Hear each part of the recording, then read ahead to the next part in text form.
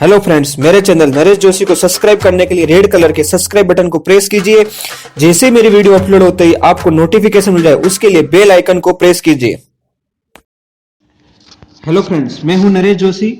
आज हम पढ़ने जा रहे हैं DIT-FFT। ठीक है, जो बहुत अच्छा टॉपिक्स है। मेरे ख्याल से आपको पहले वाले टॉपिक सब समझ में आए होंगे। आज मैं आपको जो टॉपिक सिखा रहा हूँ बहुत इंपॉर्टेंट है। हर एक एग्जाम में, हर एक यूनिवर्सिटी में सबसे पहले पूछा जाता है और फिक्स्ड प्रॉब्लम आता है। आपको वो टॉपिक करना ही है, कभी भी छोड़ के मत जाना भाई दोस्तों, ठीक है ना। उसका टॉपिक में अपना सबसे पहले जो टॉपिक आता है उसका नाम है फास्ट फोरियर ट्रांसफॉर्म। अब फास्ट फोरियर ट्रांसफॉर्म है, उसमें दो टाइप से। फर्स्ट एक टाइप है आपका decimation in time fast Fourier transform और दूसरा है decimation in frequency fast Fourier transform. उसमें सबसे पहले हम पढ़ने जा रहे हैं DIT-FFT, decimation in time fast Fourier transform. ठीक है, इसको रेडिक्स 2 भी नाम से भी जाना जाता है। रेडिक्स 2 मतलब उसकी जो पावर रहती है, उसका जो बेस रहता है, उसका जो अपन पावर तो इंक्रीज होती है डिक्रीज होती है, बट उसका जो बेस रहता है वो क्या रहता है, 2 रहता है। इसके लिए इसको हम बोलते हैं। बट मैं आपको यहाँ पे ज्यादा वो डीप वाला चीज नहीं बता रहा। मैं आपको न्यूमेरिकल में मार्क्स कैसे लाना है उसके इंपॉर्टेंट के हिसाब से डायरेक्ट आपको ले जा रहा हूं मैं न्यूमेरिकल पे, और उसको आपका। हाँ दोस्तों, यहाँ पे एक डायग्राम यूज होता है, बटरफ्लाई डायग्राम। उसको हम फ्लोग्राफ भी बोलते हैं, बटरफ्लाई डायग्राम भी बोलते हैं। वो डायग्राम आपको कैसे याद रखना है और कैसे उसको समझना है, आपको डायग्राम कैसे आया, क्या हुआ, वो ध्यान नहीं। आपको वो जो मैं डायग्राम को सिखा रहा हूँ उसको बस याद रखिए। उसके बाद जो भी आपको न्यूमेरिकल गिवन है उसकी वैल्यू वहां पे एंटर कीजिए और आपको डायरेक्ट आंसर मिल जाएगा। ठीक है, तो डायग्राम कैसे ड्रॉ करते हैं आइए फ्रेंड्स, ठीक है। ठीक है, सबसे पहले मैं यहाँ पे लिखिए, मेरा टॉपिक है DIT-FFT। जो मैं डायग्राम बना रहा हूँ वो किसके लिए, n=4। क्लियर, मतलब आपकी जो सीक्वेंस रहेगी उसकी लेंथ कितनी रहेगी, 4 रहेगी। जैसे यहाँ पे एक एग्जांपल मैंने लिया है, for x of n = 0 1 2 3 find x of k using DIT-FFT algorithm. Clear, then given, ये मैंने गिवन लिख दिया। x ऑफ n क्या गिवन है अपना, 0 1 2 3 और n की लेंथ कितनी होगी आपकी, 4 हो गई। तो यहाँ पे x ऑफ 0 की वैल्यू क्या हो गई, 0। x ऑफ 1 की वैल्यू क्या हो गई, 1। x ऑफ 2 की वैल्यू क्या हो गई, 2। x ऑफ 3 की वैल्यू क्या हो गई, x ऑफ 3 की वैल्यू हो गई आपकी 3। क्लियर, तो ये आपकी सीक्वेंस की लेंथ हो गई। ये आपकी फर्स्ट स्टेप रहेगी, ध्यान रखना। ये आपका स्टेप 1। स्टेप 2 में आपको क्या करना है, ध्यान रखना। स्टेप 2 में स्टेप वाइज बता रहा हूँ। स्टेप 2 में आपको क्या करना है, ट्विडल फैक्टर करके यूज होता है, WN⁻k। इसको बोलते हैं अपन ट्विडल फैक्टर। इसकी जो वैल्यू होती है e⁻j2π/n और मल्टीप्लाई विथ k। इसकी वैल्यू आपको निकालनी पड़ेगी। अब आपको याद ध्यान रखना कि k की वैल्यू आपको कहां तक पुट करनी है। तो आपको यहाँ पे n देखना पड़ेगा। अगर n की वैल्यू 4 है तो उसका हाफ कितना होता है, 2। तो ठीक है, तो आपको कितनी n मतलब 2 मतलब हो गया 2।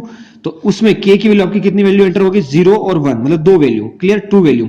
अगर मान लो यहाँ पे 8 रहेगा, n=8, तो n का हाफ कितना होगा, 4। तो वहां पे आपकी k की वैल्यू कितनी पुट करनी पड़ेगी, 0 1 2 3।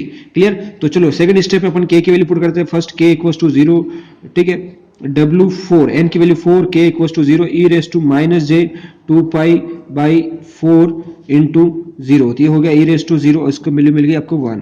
Next k=1, W4⁻1 e⁻j2π/4 into 1।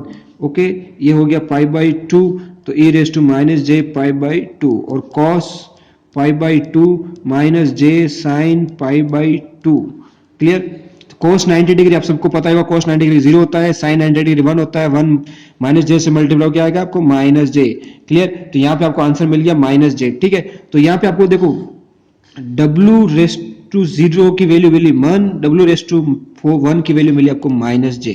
Clear, तो आइए फ्रेंड्स डायग्राम सीखते हैं। अब आपको डायग्राम कैसे सीखना है यहाँ पे ध्यान रखना। इस साइड आपकी जो सीक्वेंस रहेगी वो क्या रहेगी, x ऑफ n, और इस साइड जो आपकी सीक्वेंस आएगी वो क्या रहेगी आपको, capital X of k। Normally अपन यहाँ पे FFT क्यों यूज करते हैं, DIT-FFT अपन यहाँ पे निकाल कर रहे हैं, हम यहाँ पे कैलकुलेट कर रहे हैं, DFT फाइंड आउट कर रहे हैं। ठीक है, DFT, और DFT को फास्ट फाइंड आउट करने के लिए अपन जो टेक्निक यूज कर रहे हैं वो है DIT-FFT। ओके, तो x ऑफ n की यहाँ पे सीक्वेंस रहेगी x ऑफ 0 और यहाँ पे आएगी x ऑफ 2। क्लियर, फिर आएगी x ऑफ 1 और x ऑफ 3। ठीक है, ये सीक्वेंस की मेथड रहेगा 0 2 1 3। यहाँ पे पहले इवन नंबर बाद में ऑड नंबर। ये कैसे है, ये वैल्यू क्या है, मैं आपको जो 8 पॉइंट का डायग्राम लोग उसमें बताऊंगा, उसमें आपको ज्यादा क्लियर होगा। इसमें तो सिंपल है, समझ में आ गया होगा, ज्यादा टफ नहीं है। इधर आएगी x of 0, x of 1, x of 2, x of 3। ठीक है, ये आपको फॉर्मेट ध्यान रखना है। उसके बाद यहाँ पे आपको क्या करना है, पॉइंट्स में लोकेट कर रहा हूँ, ये पॉइंट्स है। ठीक है, बराबर, तो ये देखिए। ठीक है, अब यहाँ पे क्रॉस, पहले आपको ध्यान रखना है, जैसे ये डायग्राम है, पहले एरो इधर जाएगा, first arrow downward, second arrow upward. ठीक है, ये हर एक लाइन पे एरोस रहेंगे, ऐसे आपको एरो ड्रॉ कर देना है। ठीक है, नीचे वाला यहाँ पे वापस जाएगा डाउनवर्ड और यहाँ पे जाएगा अपवर्ड। तो ये जो आपका स्टेज रहेगा इसको क्या बोलेंगे, स्टेज 1, ठीक है, ये आपका स्टेज 1 होगा। अब यहाँ पे जो नीचे वाली सेकंड लाइन रहेगी ये हमेशा इसकी वैल्यू क्या रहेगी -1 और इसकी भी वैल्यू क्या रहेगी -1।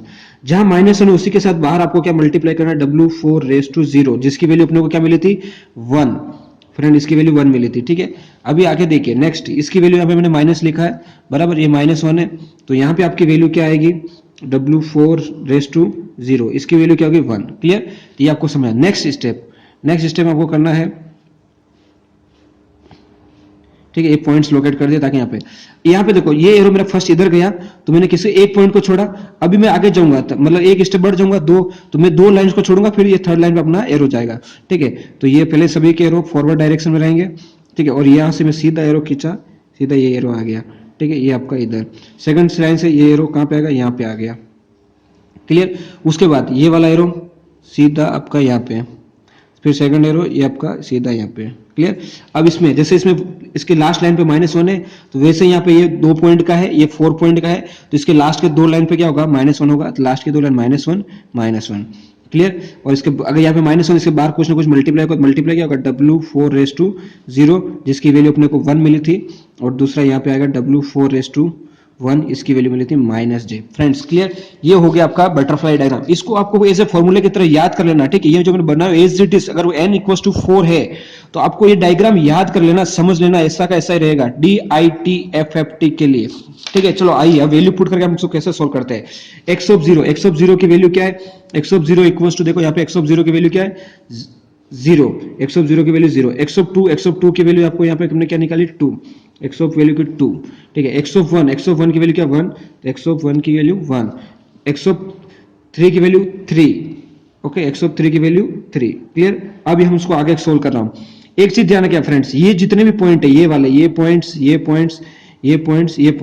और ये पॉइंट्स, ये आपका स्टेज 2 है, स्टेज 2, ठीक है। ये सभी पॉइंट्स क्या होंगे आपके एडिशन वाले पॉइंट्स हो गए, जहां पे ये बटरफ्लाई डायग्राम फ्लो डायग्राम का एंडिंग पॉइंट आता है वो क्या होता है एडिशन पॉइंट, और बीच में जो भी वैल्यूज आएगी वो सब जो क्या होगी मल्टीप्लाई होगी, मल्टीप्लीकेशन, ठीक है। तो मैं स्टार्ट कर रहा हूँ, ये 0 यहाँ से आगे फॉरवर्ड हुआ, यहाँ पे आ गया 0, फिर बाद में इस एरो पे देखो दूसरा एरो कहां से इधर से आ रहा है, तो यहाँ से 2 आया, 2 क्या बीच में ये आपका 1 आ गया, इससे मल्टीप्लाई 2 × 1 क्या हो गया 2, और ये ऊपर गया 0 + 2, तो यहाँ पे आंसर आ गया 2। नेक्स्ट इस पॉइंट पे आ जाओ, इस पॉइंट पे एक एरो ऊपर से आ रहा है, तो ऊपर से क्या वैल्यू आ गई आपकी 0, इधर से वैल्यू 2 आया, 2 1 से मल्टीप्लाई क्या हो गया 2 वापस आ गया, यहाँ पे क्या -1 है, -1 से मल्टीप्लाई 2 क्या हो गया -2, तो 0 -2 ये हो गया -2। नेक्स्ट एरो यहाँ से आपका क्या आ रहा है डायरेक्ट 1 आ रहा है, और ये दूसरा एरो कहां से, यहाँ से 3 से 1 से मल्टीप्लाई हुआ, 3 × 1 3, और 3 ऊपर गया 1 + 3 ये हो गया 4।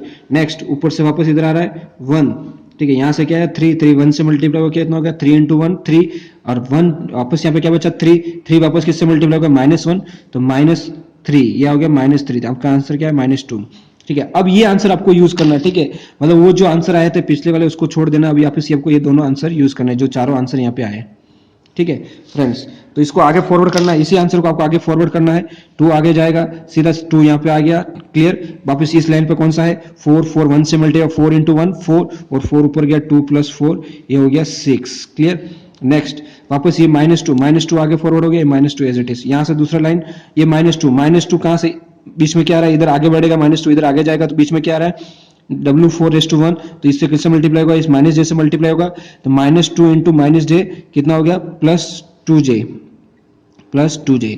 नेक्स्ट इस एरो से ऊपर से क्या आ रहा है आपका 2 आ रहा है, ठीक है, और यहाँ से इधर से 4 × 1 4 आगे बढ़ा, तो वापस बीच में क्या आ गया -1, तो 4 × -1 -4, तो ये हो गया -4, इसकी वैल्यू क्या आ गई -2।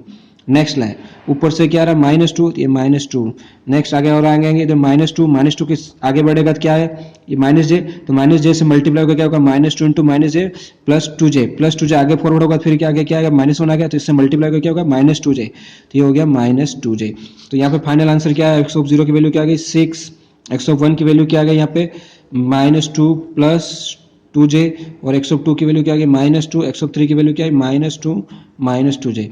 फ्रेंड्स ये हो गया, इसका आंसर आ गया, ठीक है। तो इसका फाइनल आंसर क्या हो गया x of k = 6 -2 + 2j -2 -2 -2j, okay.